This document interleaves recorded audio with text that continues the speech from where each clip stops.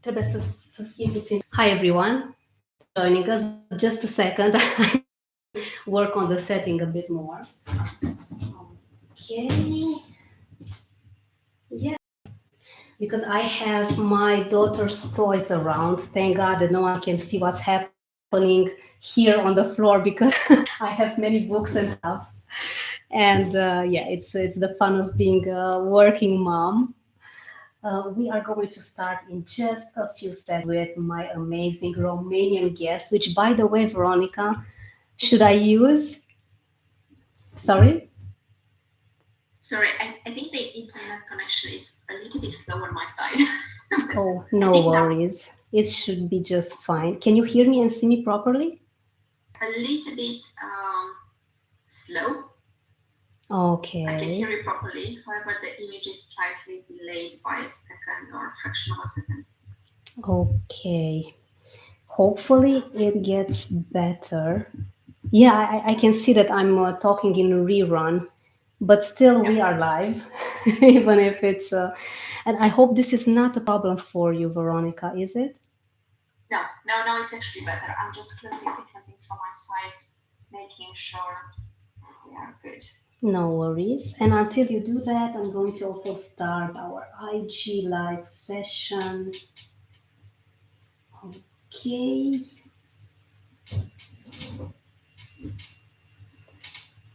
Okay, I need to make a bit of an adjustment. Speaker, yeah, this should be better. Okay. I want to tell our friends, hello to our friends on Instagram as well. I have this beautiful Romanian lady with me, and I'm so privileged.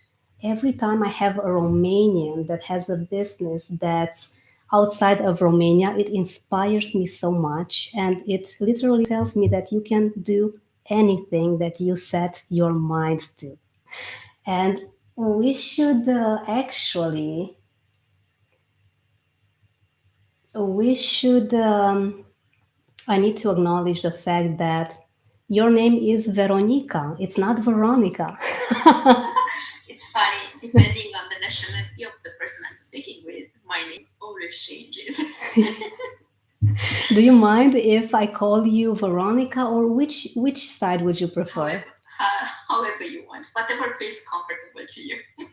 Wonderful. Well, since we have an international audience and saying once again hello to our friends on Instagram, yeah, the connection is a bit slow on my side as well, but hopefully it'll all work out properly. We have the Spotify recording working already because this is the main one. We'll have a polished, wonderful podcast that's not live, where you have all sorts of other sounds.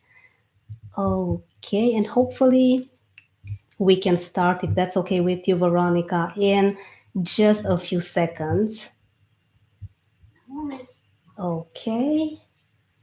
Hello, Mark. It's great to see you. Thank you so much for joining us. We are just about to start this amazing talk on marketing and connecting and networking with this beautiful Romanian lady that is based in Holland.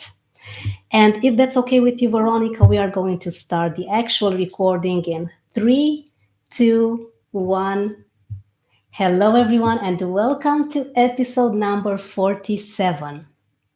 I'm excited and very enthusiastic to have this wonderful Romanian lady with me, Veronica Guguian, or the international name would be Veronica. Spin ideas and connect the dots.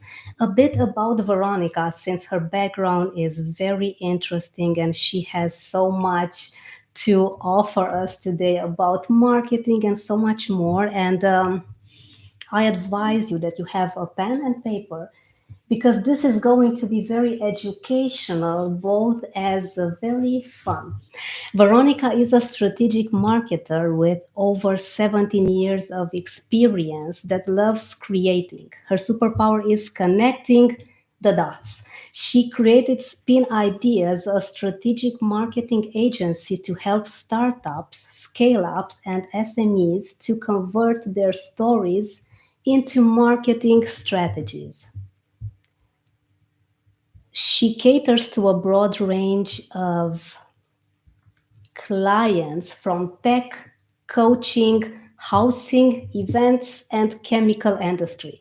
She strongly adheres to the power of strategic partnerships, collaborating with others instead of competing. I love this so much. Her belief is that by working together, we can create massive impact. Completely agree.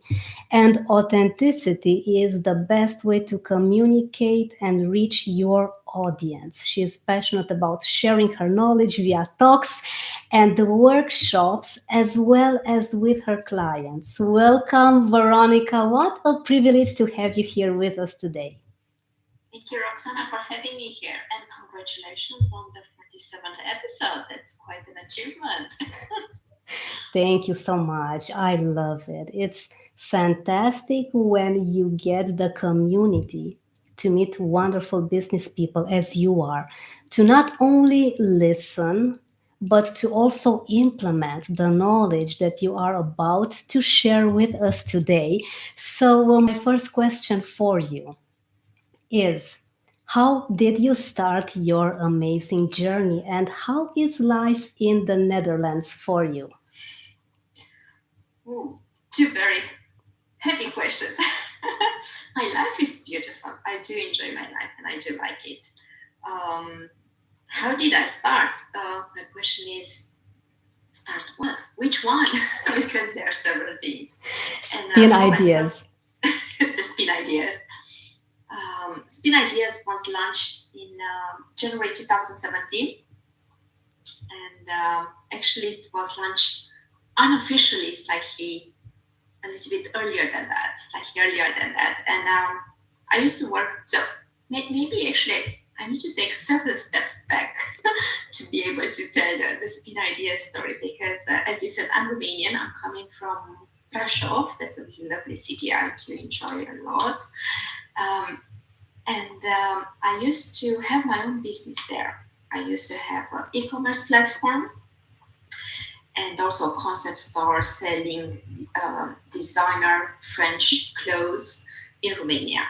And if you're Romanian or if you know anything about East Europe, you will know the type of businesses we're going to work there, because we do love to dress up and be nice and feel pretty. And we discussed about things like we were discussing about makeup before. So it's part of our culture, and everything was wonderful. It was going quite well until, together with my partner, we decided to move to the Netherlands.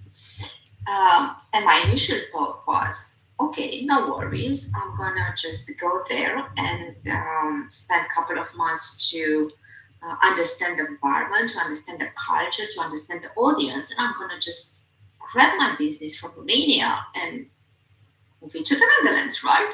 Sounds quite easy, and like I'm closer to France. I can do a lot of things, right?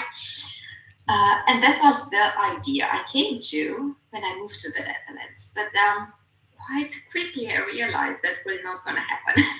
Like the Dutch culture, or at least Dutch culture at that particular moment, 2010, when I moved here, especially when it comes to fashion, was so different from the Romanian one that it was impossible to launch. And of course, back home, you do have your support group, you have your connections, your network. It's totally different. But moving to a different culture, it's quite hard to do that. So that being said, I decided to not be an entrepreneur any longer, or for the time being, or to put everything on hold and to go and look for a job in order to actually create what I just mentioned, my network, to understand the environment, to understand the culture, to figure it out, who am I in this new world. And this is what I did actually. I knew just one person, another Romanian here, and the rest was quite scary, I have to say. I felt a little bit lost. So what I did, I just went and applied and found a job and worked. I worked for a media agency. And what I used to do, I used to create marketing strategies and sell them for different clients. And I have to say that was one of the best things I could, or the best jobs I could have started with, because that enabled me to create my network to figure it out, to understand the culture, to figure it out what I like, what I don't like, enabled me to travel quite a lot and also to work with clients all over the world. So I used to have at a specific point around 200 clients, and internationally. So that was a big learning curve for me, because working with different nationalities, you see the difference between them. You understand the biases. You understand what do they like, what don't they like, how do you need to approach them, because as we know, everyone is different. And funny enough, we were chatting before, like how when you are communicating, how a Romanian person are going to filter things and interpret that answer to a Dutch one. And I think that applies for, I can't say I'm an expat any longer. I'm actually an immigrant, if I'm completely honest with myself, but we don't want to recognize that. So I'm an international, the more common words that you're going to understand.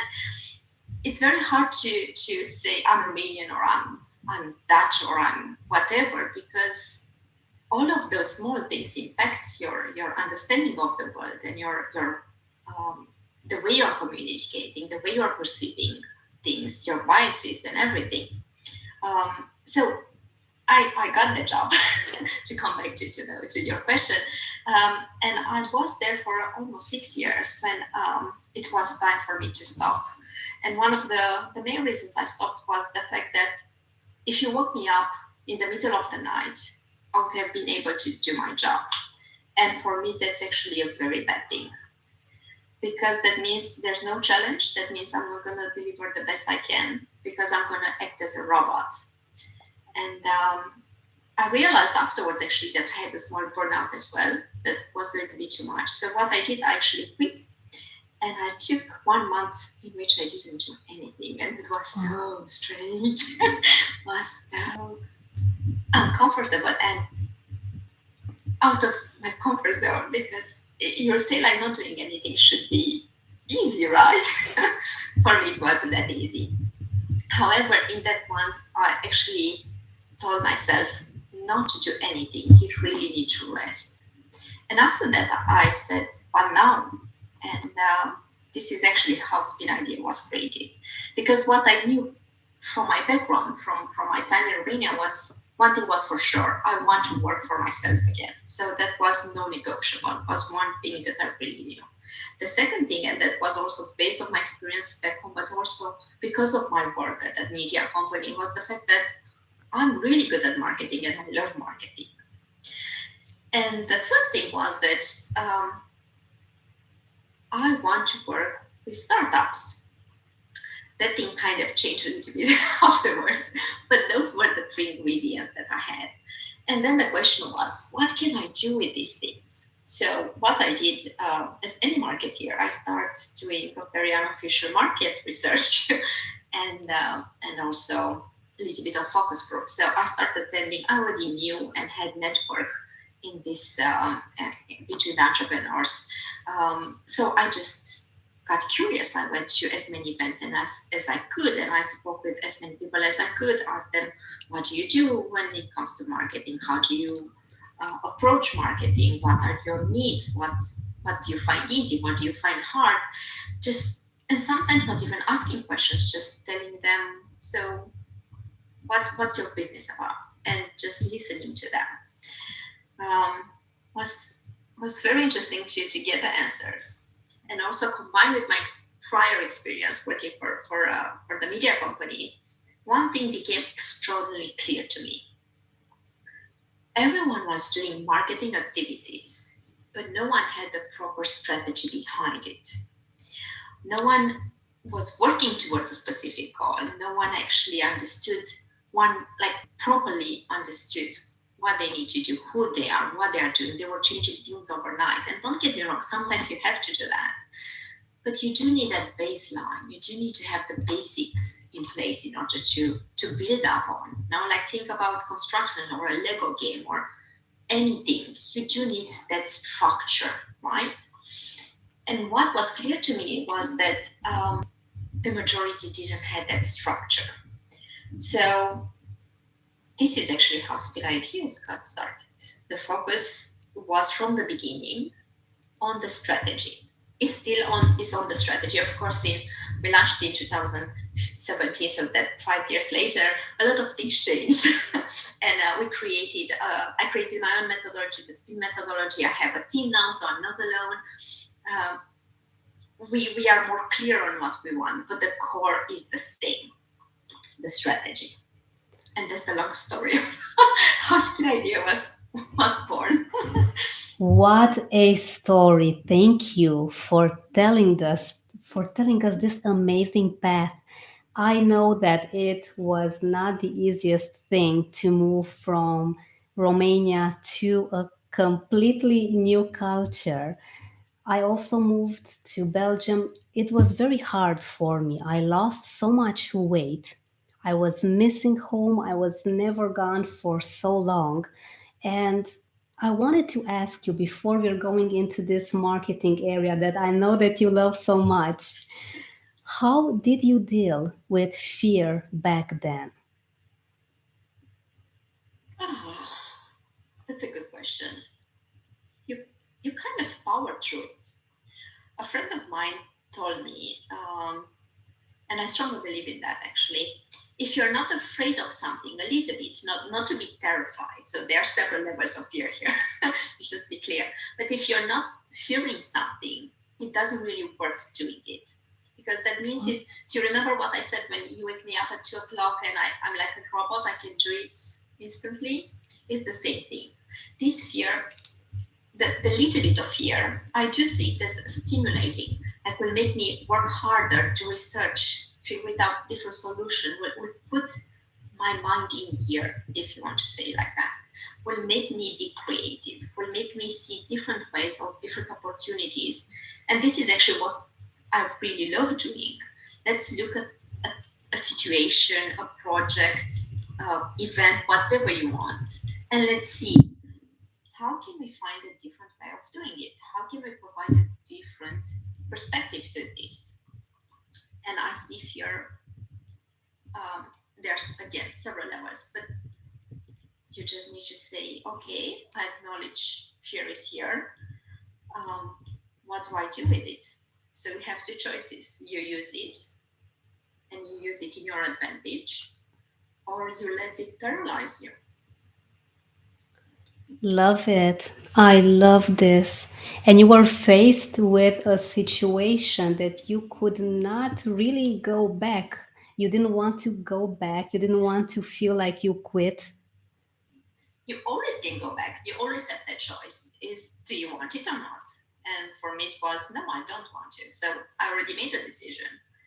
So the option that stayed with me was, what now? What do I do with this opportunity? And I have to say, I did saw it as an opportunity because my grandma used to say, every single language, new language that you learn, it's a new life that you are gaining. And I never really understood it until I actually moved to the Netherlands. And basically, you stop speaking Romanian, you start speaking in English, or then you try Dutch. That's quite hard, especially if you live in Amsterdam. Everyone speaks English, and I'm pretty sure Brussels was a similar situation for you as well. So what what I learned actually by coming here and having to, first of all, you have to improve your language because you say, oh, I know how to speak English, but when you actually start speaking it all day, you realize you don't have vocabulary for some basic things, or if you need to do repairs in the house, like I wasn't prepared for that, but you do learn slowly. But that also kind of you reinvent yourself because you meet new people and those people have an impact on you and you are learning new things. Automatically you are growing and changing. That's the only constant in life is change, right? So once that you do that, you basically have you create a new persona, right? And I feel this is actually what happened to me. It wasn't something conscious or I wanted to do that. It just happened. And I'm pretty sure that happens to everyone. And it's not necessarily, even if you're moving to a different city, you become different because you don't have your support group there. You have new people, new situation, and you need to grow up or you need to adapt or you need to change in order to face that new situation. And actually, not only face, I don't want to face a situation, I want to thrive in the situation. So that implies a different set of skills. I love it. Thank you for saying this. You want to thrive, you want your best life. You're not okay with just, okay, it'll be just fine. I'll just figure it out. No, I want the best solution. And this mentality, this has really helped you boost things up and take all the opportunities that came to you later on. I love this. This is a lot of ambition, but I think it's an ambition that you grew through the years. It's not something that we are born with. And I always tell our listeners to always work on attaining a certain skill because you're not necessarily born with it. Unless it's Maybelline. But not even then. You just need to work on the things that you want. And I can see and feel how much you have invested in you. And It's interesting because you say ambition, and probably it is ambition as well, but I just see it more as a curiosity. So if you're curious, like, what will happen if I do that? And this is what I approach also with my clients, and what I invite everyone joining my online networking event to do, or other events. Just be curious. You have no idea what will happen. Just look how we got to know each other, right? You interviewed, I think, Frank. Frank, And yeah. correct. You Frank, interviewed Rick, and, Frank and Peter, yeah. that invited you. But Frank, because he joined my networking event, he met Rick, that he invited him to have a chat and to create a podcast. And they joined another friend of them. And they now have an amazing podcast, and they have a road trip, and they are actually launching a business around that. So Frank as well met another Herman that is part of the spin community as well, and they actually start working and collaborating on a specific program that involves video and photos and different other things. So if you're curious and you're like, let me see what happens, let me see who is here and what they do, and connections can happen. Curiosity, that initial curiosity will open doors to new opportunities. Fantastic. Yes, curiosity. This is a lesson that I'm also, I need to learn this curiosity more because I always say I'm curious, but I'm not curious enough unless I know that things are going to go well for me, which I should change. I think I need a new approach. And You do have a goal in mind and you're working towards that. That's a different style. And that's good. One shouldn't eliminate the other one, but maybe try to allocate a specific amount of time to be curious and just do a research and attend different events or read different things or listen to whatever you want and see what happens. That doesn't mean everything will be good. Some things you just to say thank you and goodbye. Some they may open you opportunities, and some they could just make you happy and no business connection, or they are purely for your soul. So you never know.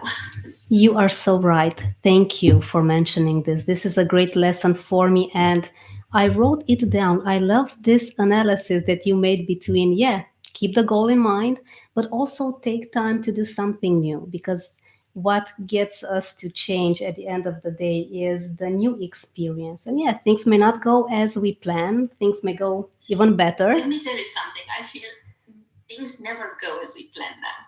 So that's the difference between business when you are just focusing on a specific goal, like how I do. I actually, what I noticed in business, I'm going to make parenthesis here. um, People don't set up goals and then they are going all over the place. And at the end of the day, they don't get the results that they need. So you do need that structure and that goal setting there, because then it's, I call them the shiny objects. So every single day you have a new platform coming, a new tool, new marketing opportunities and tools and whatnot. The thing is, what you need to do is get that, once that you have a plan, you know where you need to go. Get that new opportunity, new shiny object that I call, how I call it, and ask yourself, would this help me reach my goal? And if the answer is yes, then just include it in your planning and go ahead. If the answer is no, then you need to say goodbye to it. It's very simple. So business-wise, you do need that. You do need that structure, but you do need to. How do you get inspired if you're not curious and you're not letting things happen? So those shiny things, you do need to be aware of them. But the question is, do you need to keep them? What do you need to keep? What do you need to throw? What do you need to maybe say, I'm curious about it, what's interesting, it's not for me, I'm going to pass it on to someone else that maybe will actually can benefit from this.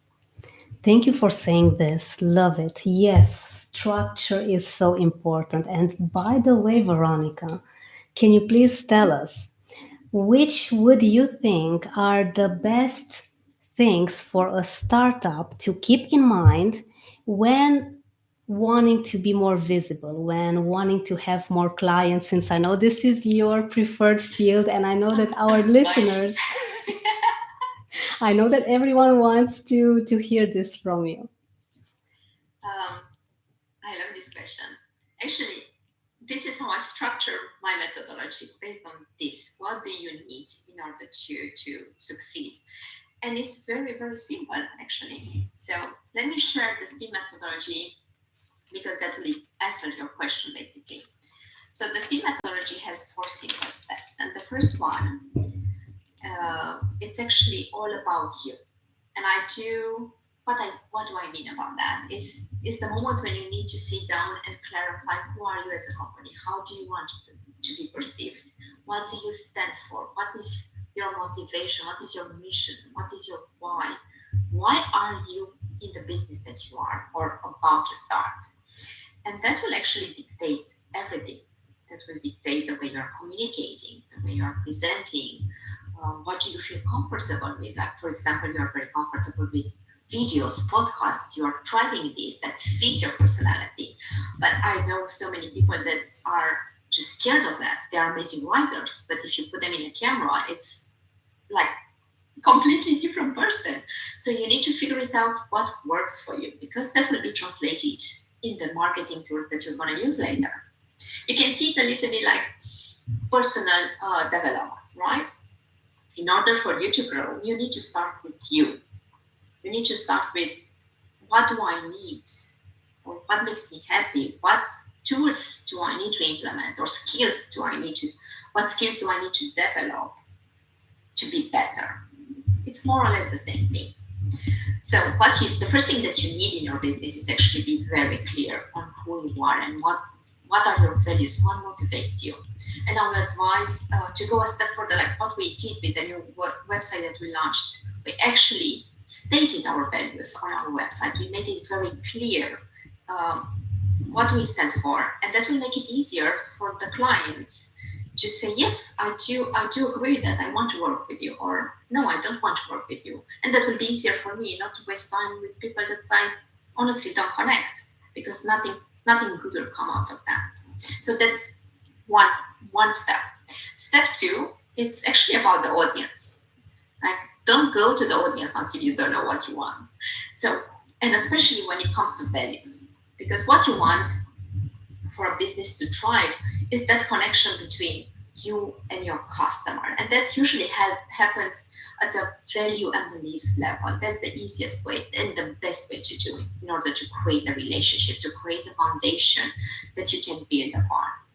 So go and actually everything that I'm saying, by the way, I have free resources on my website, forms that you can download, and you can actually go and play. There are different exercises you can do to start working on that. So the second step is about the audience, and we do have a human-centric approach. So that means we put a human, not a customer, at the center of it. So when you go and create the avatar of your client, the profile of your client, I'm always going deeper than the demographics or initial data. What I invite all my clients to do is go and have a chat with them, understand what makes them happy, what are their passions, how do they spend their time, what motivates them, what makes them jump out of bed in the morning, and also what makes them stay under the blankets and say that fear that you mentioned, what makes them say no to you. And that will, by having all this information, will help you actually come up with a different approach. just to make it concrete for you, because I understand could sound very ambiguous or like you can't really place it right. But for example, I'm providing workshops for HEAL, an organization based in Den Haag, an incubator that works with startups in Africa, startups that are focusing on social impact, legislation, and innovation. And one thing that we all actually know about Africa is that people are very religious there. So the church plays a very important role in their life. Um, and that's very important and very particular. Like Romanians, even if the church could be important, no one going to go to the church to make a decision, for example. Maybe more to the pub will be more accurate, but not there. However, it's a totally different culture and it's very specific to that. So instead of just going and putting money in Facebook ads, I advised them, and what they switched was to go and actually speak at the church or have the pastor promote them or have something there helping the community and promoting their business differently. And that already switches the conversation. So the moment you really understand your audience and who is influencing them, how what's their support group, what makes them happy, what are their hobbies, and how do they spend the time, you can be very creative in the way you are targeting them. So that brings us to that was the second step of the methodology, and also what you need to know in order to reach to be successful.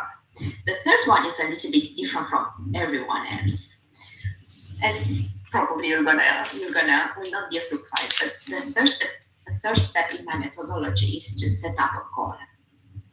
And why I want you to do that? Because if you don't know where you're going, how can you prepare for that trip? Just imagine if you're going on holidays and if you don't know where you go, how do you pack? Are you going to the seaside? Should you put your bathing suit? Or are you going to climb a mountain and you should have your gear, your harness and everything like warm sweater and things like that. So you need to know where you're going. And again, I have a form you can download and get.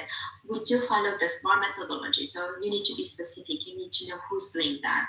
You need to have clear measurements of the goal. So don't say I want more clients. That doesn't mean anything, honestly. How can you measure that? More clients can be one more.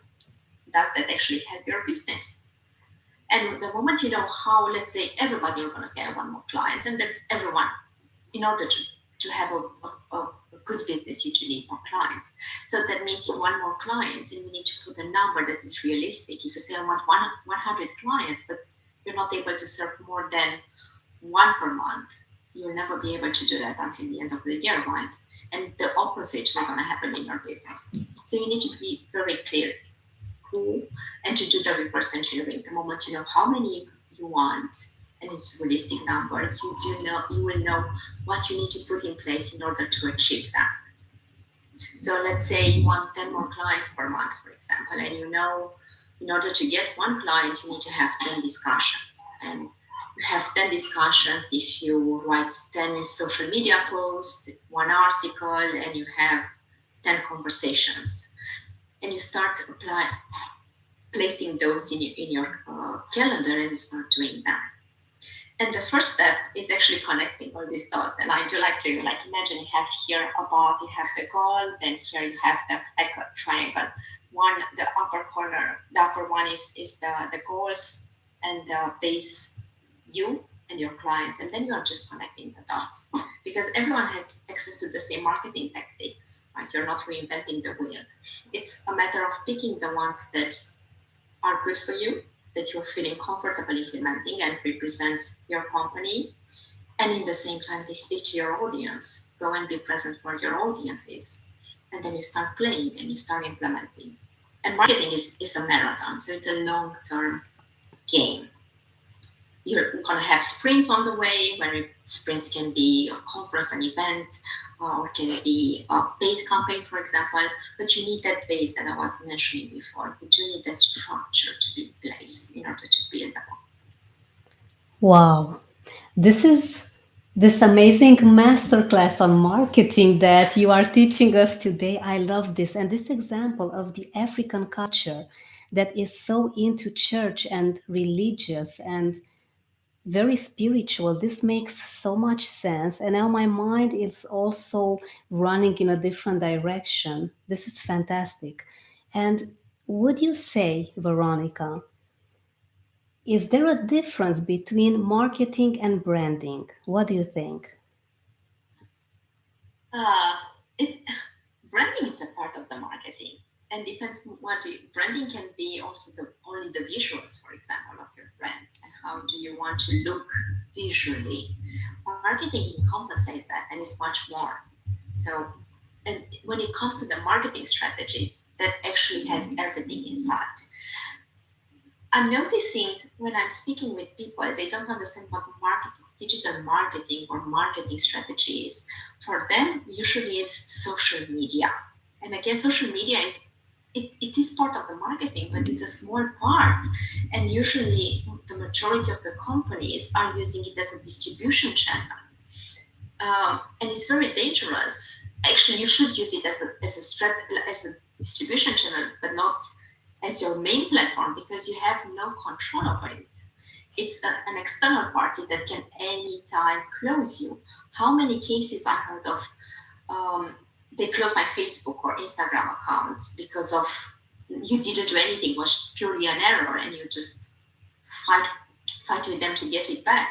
What do you do then on when everything, your entire business is there? How do you get your clients? So you need to have control over it. You do need to have your own website, and you can have it. You don't need to spend a lot of money on that. So it's not about that, but you do need to have control over the resources that you have. And the audience, your clients, they shouldn't be on Facebook. They will be there following you, but you need to get them to your website or to your emailing list. Did that answer your question? I just realized Yes, I just yes. different. I love this. I love this. And indeed, many of the people that I speak with as well think that social media is everything. These platforms are awesome, but they are not as safe as you also say. And having a website and having an email list is something that everyone should focus on. You know, I wish I had met you a few years ago. Where were you? Here. Oh my goodness. I appreciate this amazing knowledge so much. And I advise everyone, all of our listeners, and everyone watching us to get in touch with Veronica, set up a call with her, and see how she can help you create the best structure and the best strategy in everything that you want to do with your business. And as you're a startup, I know that you are still working on things. You still want to figure out maybe which is the best niche. And Veronica, before we go today, I have this important question for you because I see it everywhere. What's with the niching? Do we need to hyper niche? Do we need to super niche? What is your opinion on this? You do need to niche. It's good to niche because that will give you focus. Super niching, now I'm not really sure. You know, everyone tends to, again, I'm going to go to the shiny object, wants to do things shinier. You could super niche as well if it makes sense for your business, but do niche. And the funny thing about niching is actually that once that you are very clear on a specific profile, by the way, every company has more client profiles that they are targeting. It's not only one. I'm also working with 3 profiles in process of launching actually the 4th one. So don't say, oh, I just need to fit everyone in one box because that will not gonna happen. And probably you have 2 or 3, and that's fine. It's okay. Don't stress about that. So when you think about niching, think about those main actors, those main profiles that you are creating, and those should be the people and the businesses or the target audience you're focusing on. And by doing that, actually, you're going to see more things are going to come to you and more things. Like, for example, we are focusing on strategy, and this is what we are promoting, educating, writing, preaching everywhere, right? This is what makes me happy, and this is something that I believe and work towards. But that doesn't mean I'm not offering more services, because once that you create a strategy, and that became very organic in my company, once that we created the strategy, people said, but now I need more help. And then we developed a service where we are actually helping them implement, either taking over and actually doing it for them or advising them. And new things come up by because we niched, and then we discover what they want, and we are able to serve them and to provide something that they actually need and ask for, instead of just imagining and doing different things that honestly you have no idea what if they need it or not. And also it's about the competition. If you just want to compete or to look at a different company and copy, you don't have the same beliefs, you don't have the same people, you don't have the same company basically, and the same way of thinking. We are all unique because of our experiences and how we think, right? So you can't replicate that. It doesn't make sense. See what you want to achieve, what you're good at, start with that, and more things are gonna come afterwards. Wow. You mentioned some fantastic things here. Now I'm going to revisit some of my own things because this is just very clear explaining of what we need to focus on in order to be more out there. And would you say that the first step for a startup would be to focus on their values, to be super clear on who are they really? Yes, start with that, and that will also tell you who you want to work with. And the hardest thing actually is to work with a client that doesn't make you happy, actually makes you miserable. And you'll not be able to deliver a high quality service or product to them because of that. Actually, a product is quite easy if you just sell the product. But if you're working and consulting or you're in the service industry, you will have issues. Issues are going to come along the way, and the end result will not be good. So you have to be very clear on that, and you have to be able to say no. And that was one of the hardest things I had to do. You know, the moment you need to sign the contract, but your entire body, like your gut tells you, don't do that, you're gonna regret it, and issues are gonna come. You have to say no. And that's my advice. Just listen to your gut and say no, even if it's the hardest thing.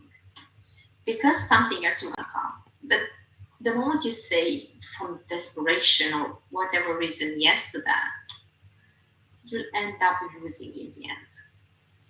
The results will not be there, the person will not be happy, the reviews will not be the ones that you want.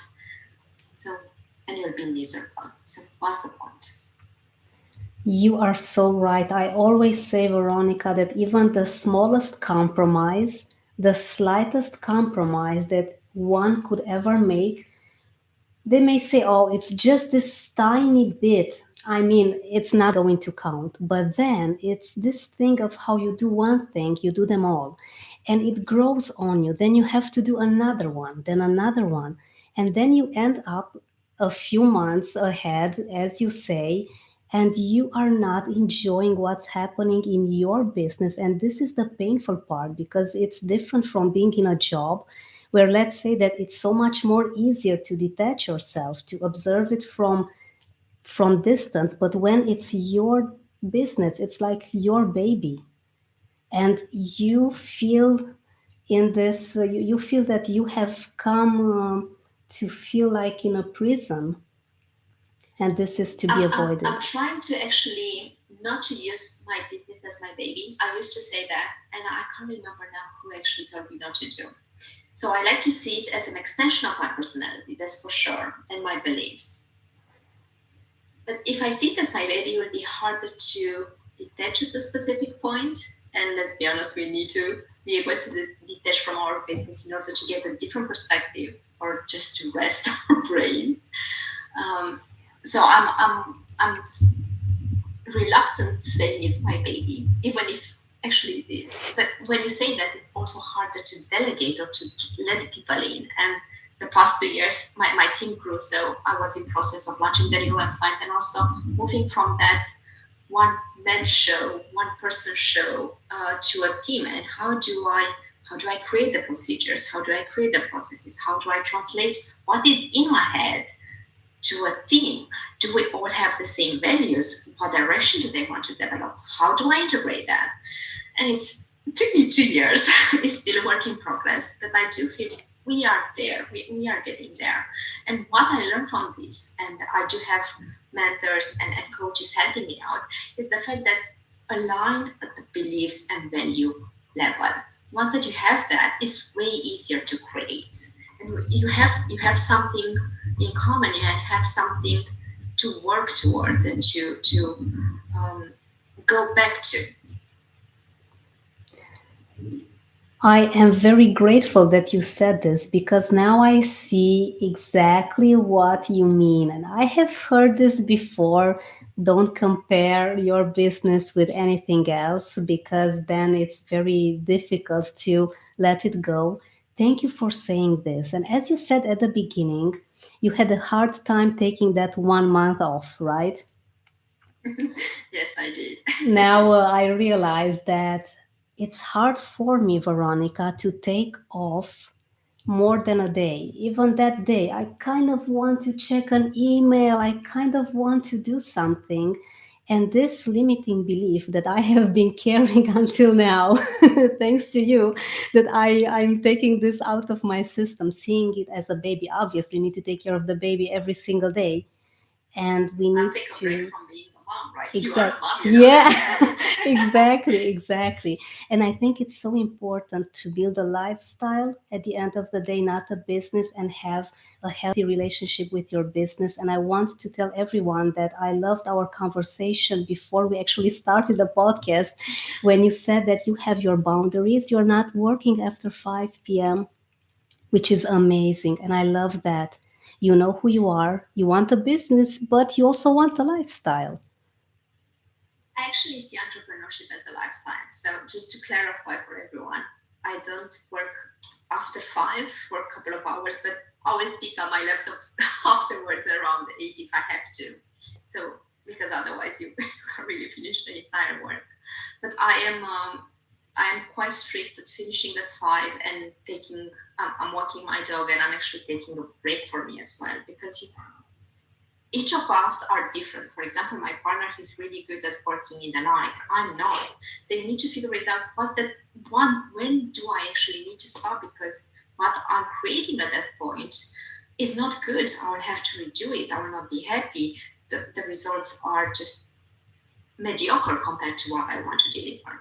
So, as I'm pretty sure you know this better than me, each body is different, and each of us we have different peaks when we are good during the day. I like to call myself, actually, I'm always making fun of this.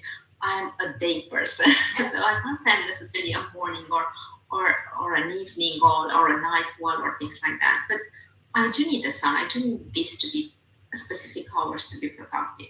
So what I learned in those breaks when I feel now it's not good, I used to do exactly like you, like power through them. I need to do it. I'm gonna go ahead and do it. Honestly, you end up redoing everything. So it will cost you more in the end. So how about I'm stopping and having 1 hour break or even 2 hours break and let go of the guilt because that was the hardest part. I felt guilty. Just say, no, I'm not going to feel guilty about that. And then you're going to actually work 3 hours in the evening and produce what you need to produce. So sometimes I stop and watch Netflix or whatever works for you. Each one is different. Go for a walk in the forest, and you'll see the results are way better. But I struggled a lot with that, with letting go of. I felt guilty. I actually felt guilty not taking a break or not working towards my business. And you're not even working in your business, it doesn't make sense. It makes so much sense. And I love hearing you talk about this because there's such a subtle difference between running your business and then having your business run you. And I'm also in Yes. this part of my life where I'm combining motherhood with business. And it's pretty challenging most of the Two times. different jobs. Yes, at the same time. And I mostly work on the US time zone, slowly going back to the European one, since I see that my baby girl now sleeps better during the night, so I can rest as well. But I do have to admit that it is an ongoing process, and we do test and have trials and make sure to be both productive and be there for her. And at the end of the day, I'm choosing her over anything else, because as much as I love content creating and I love talking to people and promoting all of these amazing aspects of business, having her having her be happy and fulfilled, it's very important for me. And as you say, we need to be true to our values. We need to know who we are. And a few days ago, after I did some intense coaching, I realized that the order needs to be this one: me, my needs, what makes me happy, being relaxed, being healthy, being well fed, because otherwise I can't take You care need of to. my daughter. Yeah. Exactly. And then it's my daughter, and then it's business. And for 2 years, Veronica, I've struggled with, oh my goodness, I need to take care of myself, but what about my baby? But then I soon realized that if I don't take proper care of myself, Can't take Isabel care will of not, yourself. exactly, she will not be properly taken care of. But that's also a culture. The society and the culture there's you like you don't matter, and that's particularly in Romania actually. Here in the Netherlands it's different. The focus is not on the mother from the moment you are pregnant, is on the child. Instead of here, the focus is on the mother, because if the mother is good, the kid will be good as well. And it makes perfect sense, but it's a cultural thing. Yes, it makes all the sense that you can't have it any other way around. Thank you for No, saying this. And I think it's mainly here in the eastern side of Europe, where people think that everything needs to be let aside for the babies. And I just want to tell you and everyone a funny story. When I was a child, and maybe I think that you can relate to this, when my parents would have something very good or something more rare to eat, they would say, I'm keeping it for the baby, for my girl. I'm oh not yes, going to even taste it. And they would feel guilty, Veronica, even for thinking about tasting that delicious meal, which is not okay. it is Guilt, a cultural thing. And actually, if you think everyone could have a taste and be happy and enjoy it as a family and make it something of an experience, instead of no, the kids. Let's be honest, the kid will also feel bad. And also, what values do you pass on to the kids? That somebody needs to sacrifice something. Why? When everyone can exactly. actually share that. You are so right. And even now, I need to be very careful with what I tell my parents, because if they feel that I put the focus on me and not on my baby girl, God forbid. God forbid. I could even put this in plan, because I had such an interesting conversation with my dad telling me, okay, how are you going to travel without your baby girl? Because I went to the US a few months ago. Obviously, I couldn't take her with me. And they did not believe that I would be leaving until my dad took me to the airport. Because in their world, how they were brought up, they would never think that they would do anything without the child, without putting the child first, which is not healthy at No. all. But it's also a matter of educating and just sharing with them and accepting, like, I accept your point of view, but this is my point of view and this is what I'm going to do. Exactly. It's And hard, it's easier for me saying that because I do live in a different culture. And I do recognize, speaking with my mom or going home and looking around, I do recognize it, and it is the culture. However, that being said, looking at my sister and younger generations, I do feel things are changing and new ways of doing things are implemented. But as any action that involves mentality switch, it takes long time. So we're not gonna happen overnight, but probably your daughter's generation will be really different.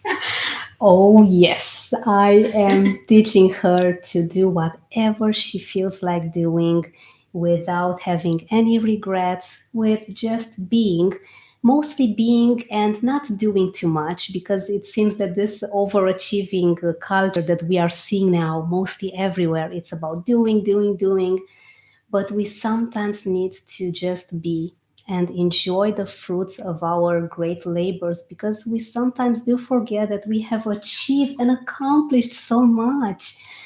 And It's so easy to forget that. What I do, all my team meetings, we start with sharing what are we celebrating, and that makes you stop and sometimes even if you had the shittiest week, and let's be honest, we all have that, it will make you think, and new things come up, and we realize how many things we take for granted, and we are not celebrating them or not enjoying them. So exactly. we do create the space for that, and I do invite everyone to create the space for just 2 minutes. Doesn't take long. And just think what are you celebrating, and it can be the fact that you went with your daughter to the park, or to you did something nice, or you ate that amazing cake or whatever. It doesn't need to be like rocket science, or it doesn't need to be something amazing. It needs to be something amazing for you. Wow, I love this. This has been revelatory in many ways. And Veronica, can you please tell us before we go, how can people get in touch with you? How can they know more about spin ideas? How do you help them exactly so that they have this summary at the end of our amazing talk? Oh, let's see. Too many questions. How to answer. The easiest, just go to spinideas.nl, and then we're gonna have everything. You have the chance to book a virtual coffee with me. You see everything that we do. You see our articles, access to the free resources, access to the online networking with the spin events that we organize every month. Um, Everything actually.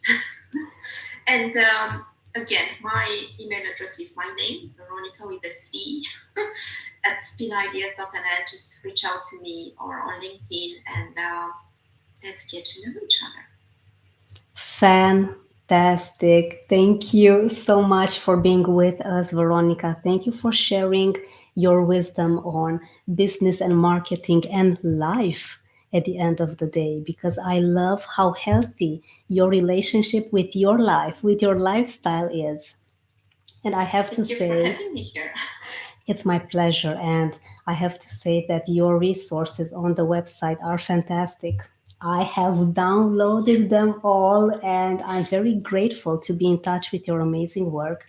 Our fearless friends, make sure to get in touch with my wonderful, beautiful Romanian guest, this amazing marketer that has moved from one side of the world to the other, so she can have an international impact on you starting your business, wanting to do more, wanting to be more visible, wanting to have more clients. Why not build your life, your dream life, and just enjoy everything along the way? It's spinideas.nl. You'll find all of Veronica's wonderful details in the description of this live session on Spotify as well. What a privilege, Veronica. Thank you so Thank you much so for much. The being with privilege us was on my today. side. Thank you for having me. And saying bye to our YouTube friends. Thank you for joining us, and bye to our Instagram friends as well. See you soon. Bye, everyone. Okay, and closing Instagram too. Thank you to everyone watching us. I can't wait to see you shortly with another great live topic, because today is the live day and you'll see more of me live. See you soon. Oh.